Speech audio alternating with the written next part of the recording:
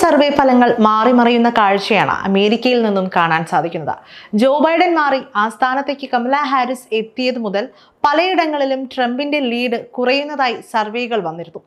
ഇത് കമല ഹാരിസിന് വലിയ പ്രതീക്ഷയും നൽകിയിരുന്നു. എന്നാൽ ഇപ്പോൾ വീണ്ടും ട്രംപിന്റെ ലീഡ് ഉയരുന്നു എന്ന റിപ്പോർട്ടുകൾ സർവേയിൽ നിന്ന് ലഭിക്കുകയാണ്. റിപ്പബ്ലിക്കൻ പ്രസിഡന്റ് സ്ഥാനാർത്ഥി ഡൊണാൾഡ് ട്രംപും ഡെമോക്രാറ്റിക് പ്രസിഡന്റ് സ്ഥാനാർത്ഥി കമല ഹാരിസും അഭിപ്രായ സർവേകളിൽ നേടുന്ന പിന്തുണകൾ മണിക്കൂറുകൾക്കുള്ളിൽ മാറിമറിയുകയാണ്. ഏറ്റവും ഒടുവിൽ കിട്ടിയ വിവരങ്ങൾ അനുസരിച്ച് ട്രംപിന് അരിസോണയിലും പെൻസിൽവാനിയയിലും നേരിയ ഭൂരിപക്ഷമുണ്ട്. അതേസമയം ജോർജിയയിൽ ഹാരിസിന് പിന്നിലാണ് ട്രംപ് ഉള്ളത്. ഇതാണ് ദി ഹില്ലിന്റെ സർവേ നൽകുന്ന വിവരം. അരിസോണയിൽ ട്രംപിന് 49%, ഹാരിസിന് 47% പിന്തുണ പ്രഖ്യാപിച്ചു. പെൻസിൽവാനിയയിൽ ട്രംപിന് 48%, ഹാരിസിന് 47%മാണ് പോൾ റിപ്പോർട്ട് ചെയ്യുന്നത്. എല്ലാ പോളുകളും ആർക്കു വേണ്ടിയാണ് നടത്തിയത് എന്നതിനെ ആശ്രയിച്ച് ഫലങ്ങളിൽ അവർക്ക് അനുകൂലമായ അഡ്ജസ്റ്റ്മെന്റുകൾ നടത്താറുണ്ട്. എല്ലാ പോളുകളിലും തെറ്റുകൾ കടന്നുകൂടാനുള്ള സാധ്യതകൾ 3%-ഓളമാണെന്ന് വ്യക്തമാക്കി മുൻകൂർ ജാമ്യവും എടുക്കാറുണ്ട്. പക്ഷേ ഈ സർവേകളിൽ വെറും 1-2% മാത്രമാണ് ഹാരിസിനേക്കാൾ അധികമായി ട്രംപ് നേടിയിരിക്കുന്നത്. അതുകൊണ്ട് തന്നെ ട്രംപിന് ഇതിൽ ആശ്വാസം കണ്ടെത്താൻ സാധിക്കുമോ എന്നറിയില്ല. 618 വോട്ടർമാർക്കിടയിൽ അരിസോണയിൽ പബ്ലിക് പോളിംഗ് സർവേ ജൂലൈ 29-30 തീയതികളിലാണ് നടത്തിയത്. Margin of error 3.9%. പെൻസിൽവാനിയയിലാകട്ടെ 627 വോട്ടർമാർക്കിടയിലാണ് പോൾ നടത്തിയത്.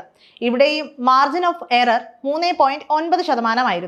662 വോട്ടർമാർ ജോർജിയയിൽ സർവേയിൽ പങ്കെടുത്തു. ഈ സംസ്ഥാനങ്ങൾ ആർക്കും എത്തിപ്പിടിക്കാവുന്നവയാണെന്നാണ് കരുതുന്നത്. ഇവിടെ ഹാരിസ് നടത്തുന്ന മുന്നേറ്റം നിലനിർത്തിയാൽ വിജയ സാധ്യതയും ഉയർത്താൻ സാധിക്കും.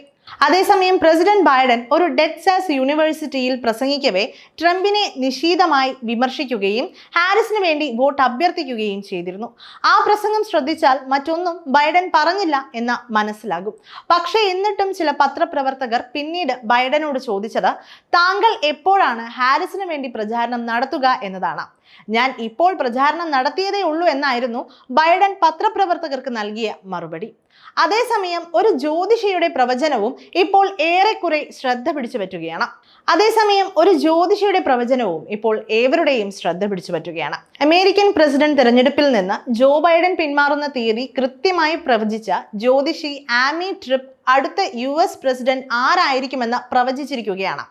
ഡൊണാൾഡ് ട്രംപ് അടുത്ത പ്രസിഡന്റ് ആകും എന്ന് അവർ പ്രവചിക്കുന്നു എന്നാണ് ന്യൂയോർക്ക് പോസ്റ്റ് റിപ്പോർട്ട് ചെയ്യുന്നത്.